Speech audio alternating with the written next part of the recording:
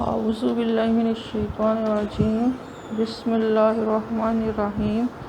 आज का हमारा टॉपिक है sex linkage, work of TH. Morgan.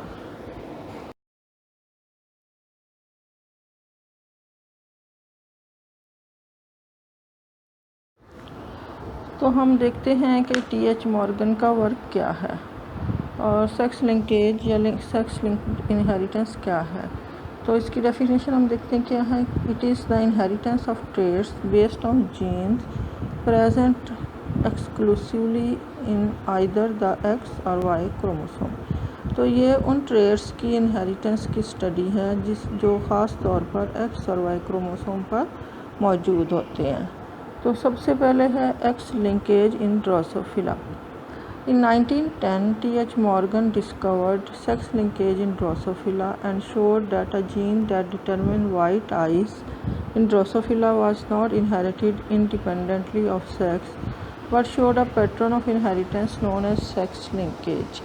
उसने ये कहा कि एक जीन जो कि वाइट कलर आइज पैदा करता है वो सेक्स लिंक्ड है और वो इनहेरिटेंस जो है वो सेक्स के साथ उसकी अटैच्ड है वाइट आई कलर की।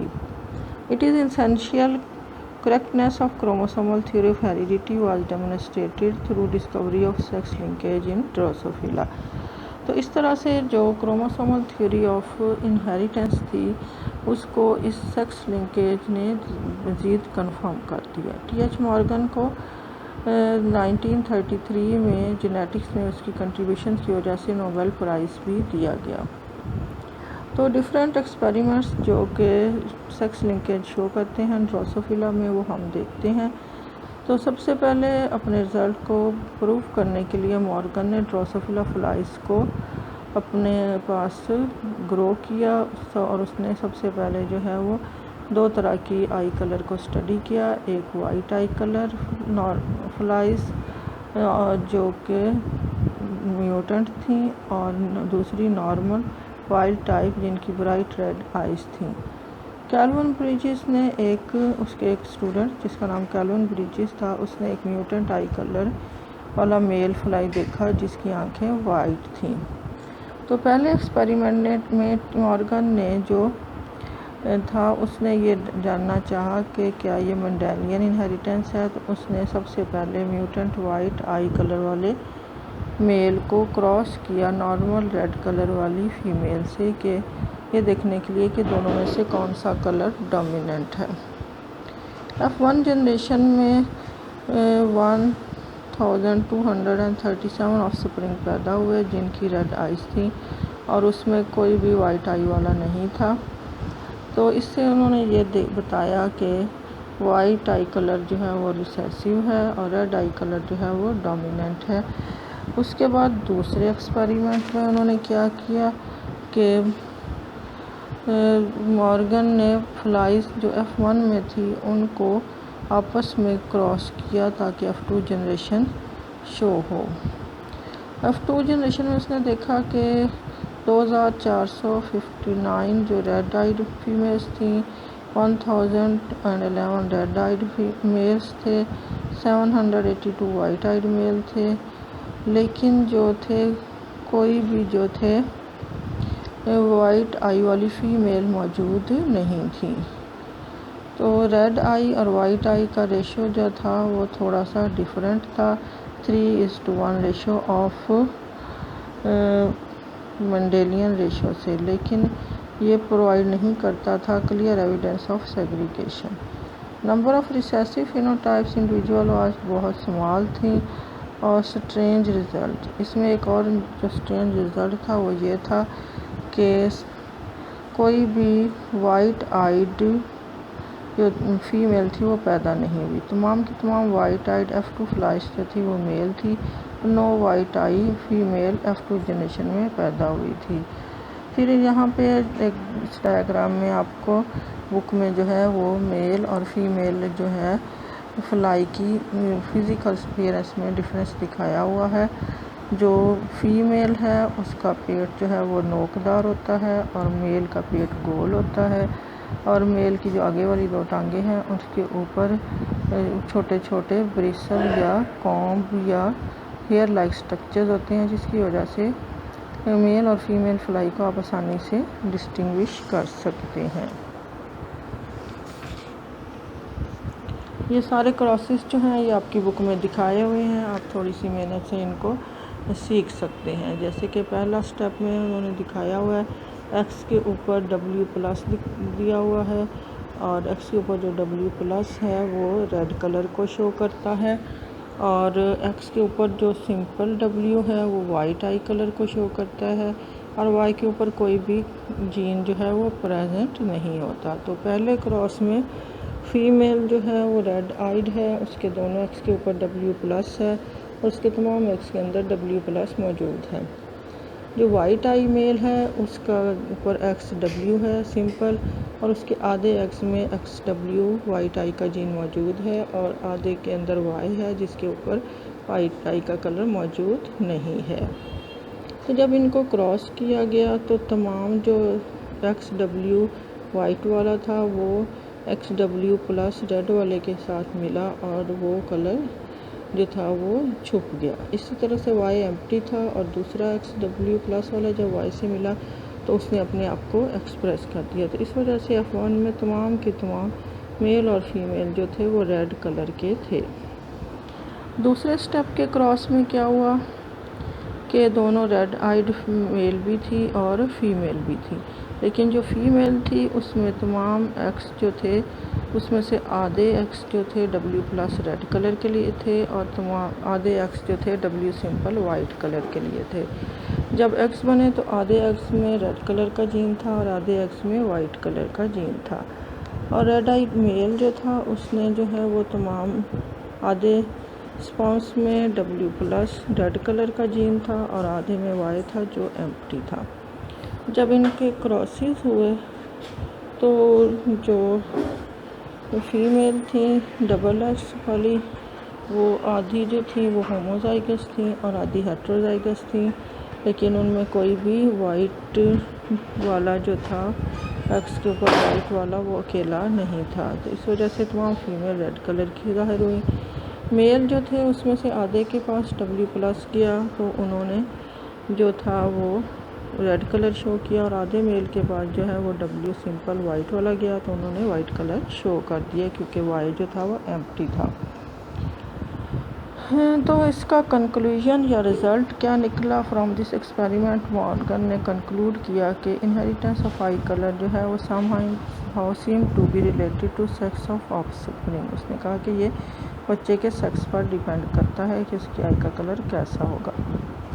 उसने प्रपोज़ किया कि ड्रोसोफिला में आई कलर का जीन जो है वो एक्स क्रोमोसोम पर है और अलील जो है आई कलर के वो सिर्फ एक्स क्रोमोसोम पर होते हैं, वाई पर नहीं होते।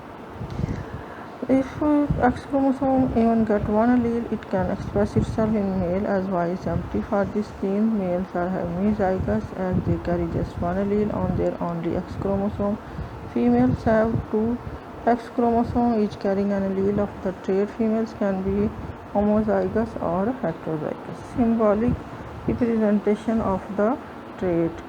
डिफरेंट सिंबल्स गिवंस जो हैं वो क्या है कि W सिंपल जो है वो वाइट आई के लिए है, W+ जो है वो रेड आई के लिए है, और W+ जो है वो रेड आइड फीमेल है, और W सिंपल और Y जो है वाइट आई मेल को शो करेगा। This theory explain that why all white eye flies in up to generation और only mails.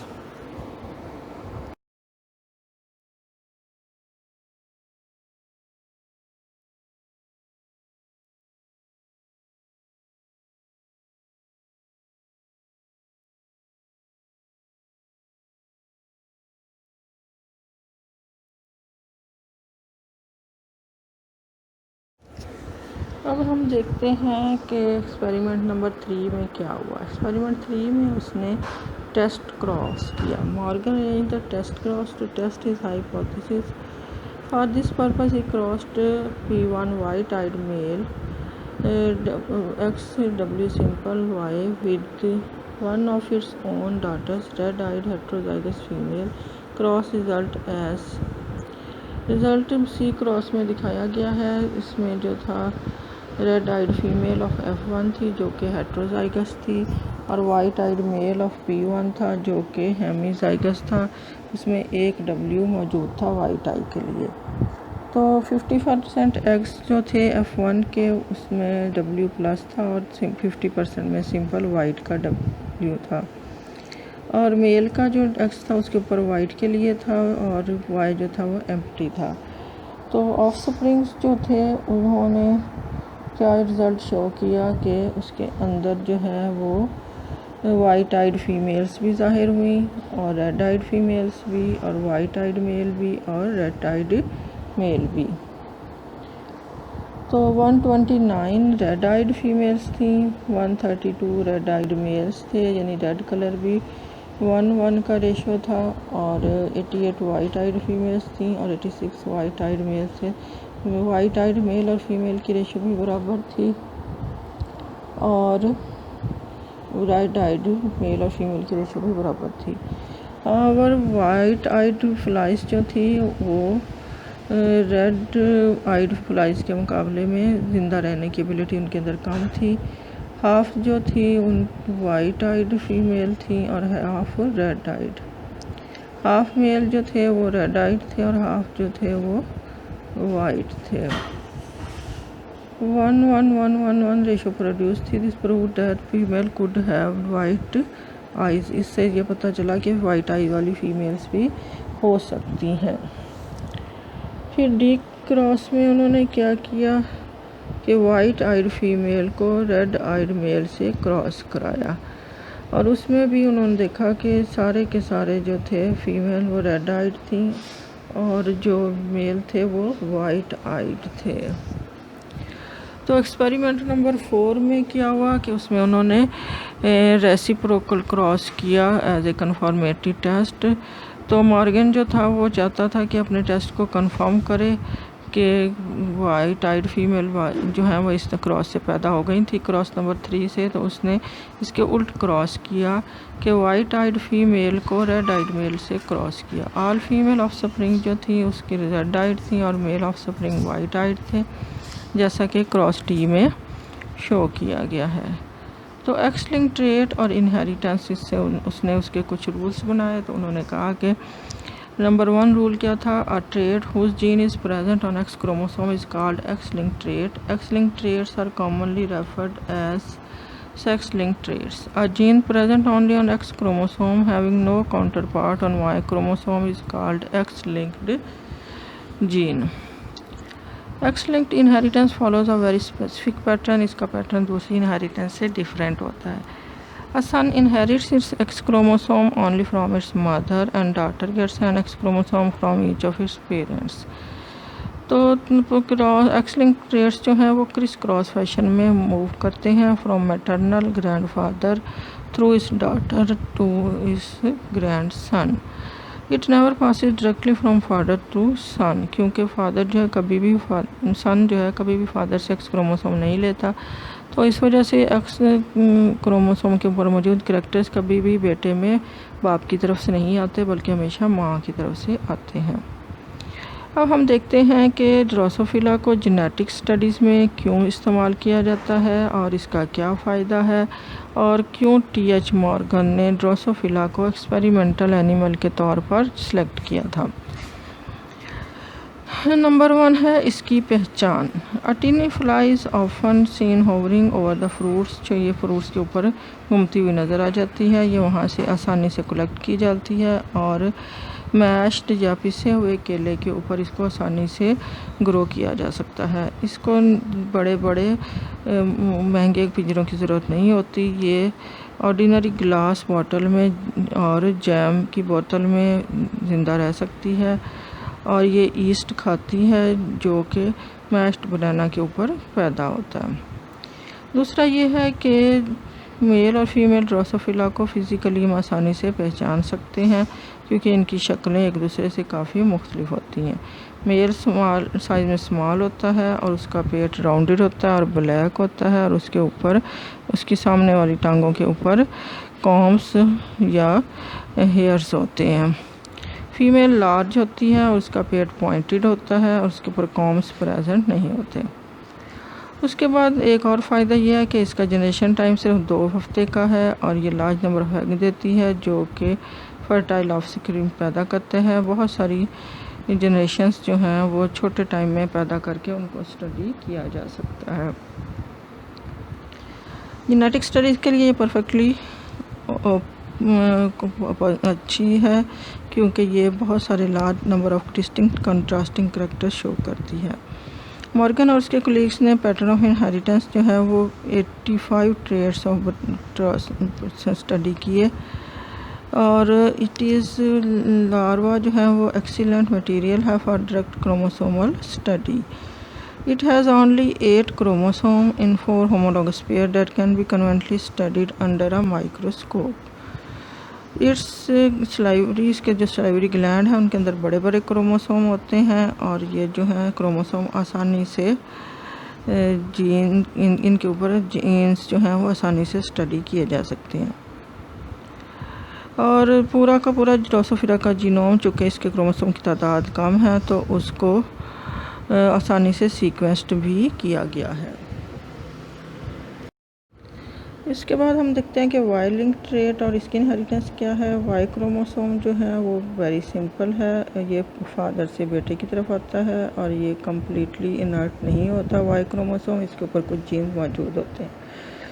It carries few genes which have no counter part on X chromosome, तो इस वजह से यानी इनका counter part x chromosome पर मौजूद नहीं होता। ये जीन वाई लिंक जीन कहलाते हैं और देयर ट्रेट्स जो हैं वो वाई लिंक ट्रेट कहलाते हैं। ख़ास तौर पर SRY gene on Y chromosome of man determine maleness. This type of inheritance determines maleness as females do not have Y chromosome so the daughters have no such chance. The sons can be affected by Y linked trait if father is affected. Son के अंदर Y linked trait आएगा अगर उसके बाप के अंदर वो बीमारी मौजूद होगा। उसके बाद कुछ जीन्स जो हैं वो दोनों के उनके करैक्टर्स दोनों एक्स और वाई पर होते हैं। जैसे ड्रोसोफिला में बॉब जीन जो है उसके जीन एक्स और वाई दोनों पर होते हैं, ये एक्स और वाई लिंक जीन्स कहलाते हैं। और these are also called pseudo autosomal genes because their pattern of inheritance जो है वो बिल्कुल ऑटोसोमल जीन्स की तरह होती है। जो मोस्ट इम्पॉर्टेंट जो है स्टडीज़ वो है, अब हम देखते हैं कि वो बीमारियां जो एक्स लिंक्ड होती हैं और वो रिसेसिव होती हैं और वो पेरेंट्स से ऑफस्प्रिंग में जाती हैं। तो उसमें सबसे पहली बीमारी जो है वो है haemophilia.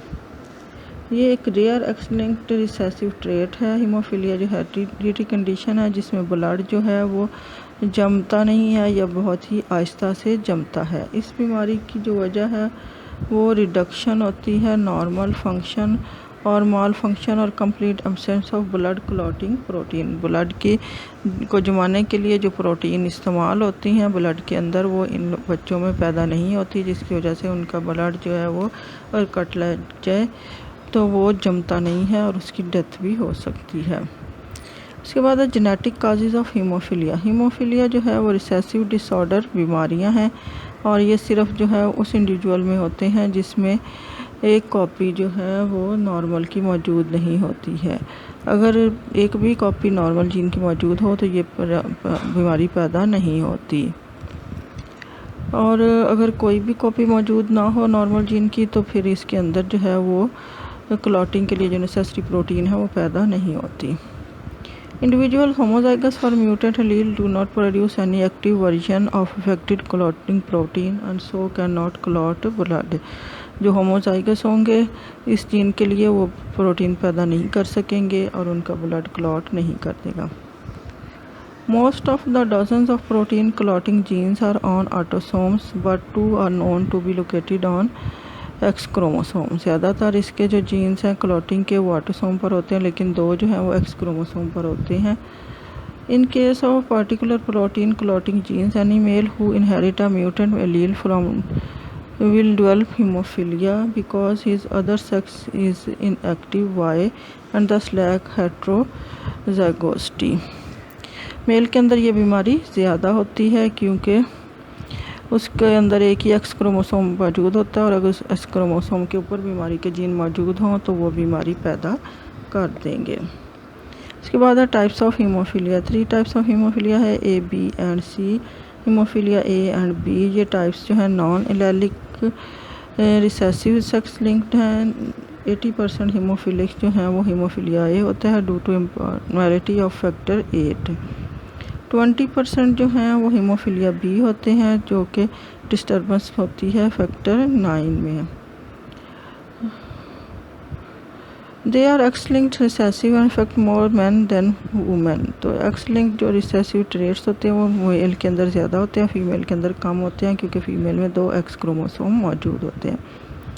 Chances for man to be affected by hemophilia A and B are double than a woman. A woman can suffer from hemophilia A or B only when she is homozygous for recessive allele, but a man with just one recessive allele will display the trait. उसके बाद haemophilia सी जो है ये autosomal recessive trait है। Less than 1% haemophilic suffer from haemophilia C due to reduction in factor 11। Haemophilia C affects both the sexes equally because it is autosomal.